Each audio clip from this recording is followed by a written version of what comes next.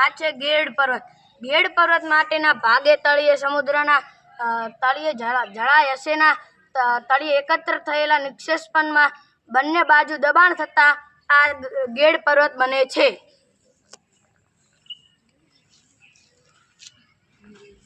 આ છે ખંડ પર્વત. ખંડ પર્વત ભૂગર્ભ ઉલાયના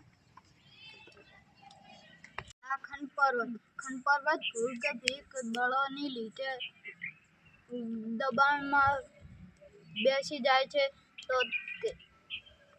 તે અને વચ્ચેનો ભાગ ઊંચો નીચે રહે છે એટલે તેને ખંડ પર્વત કહે છે.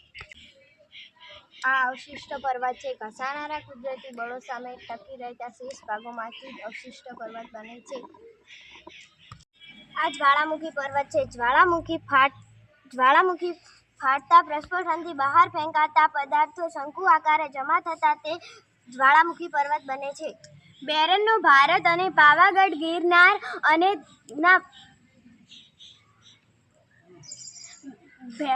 ભારતનો બેરન અને પાવાગઢ અને ગિરનાર તે જ્વાળામુખીના ઉદાહરણો છે. આ આંતર પર્વત ઉચ્ચ પ્રદેશ છે. ચારે બાજુ પર્વતોથી ઘેરાયેલા હોય તેઓ પર્વતોને આંતર પર્વતીય ઉચ્ચ પ્રદેશ કહે છે અને આંશિક રીતે બનેલા પર્વતોને પણ આંતર પર્વતીય ઉચ્ચ પ્રદેશ કહેવામાં આવે છે. આ પર્વતનું નામ પર્વત પ્રાંતીય ઉચ્ચ પ્રદેશ છે. પર્વતોની તળેટીમાં એક તરફ ઢોળાવ ધરાવતા પ્રદેશને પર્વત પ્રાંતીય ઉચ્ચ પ્રદેશ કહેવામાં આવે છે. ભારતમાં મળવાનો ઉચ્ચ પ્રદેશ તેનું શ્રેષ્ઠ ઉદાહરણ છે. પર્વતનું નામ ખંડીય ઉચ્ચ પ્રદેશ છે. ભૂપરી ગવાના હલનચલનના ઉંચકાયેલા ભૂમિભાગને કે મોટા ભૂમિભાગ પર લાવનાર સ્ત્રોત ખૂબ જ ઊંચાઈ સુધી ઠરવાથી ખંડીય ઉચ્ચ પ્રદેશનું નિર્માણ થાય છે.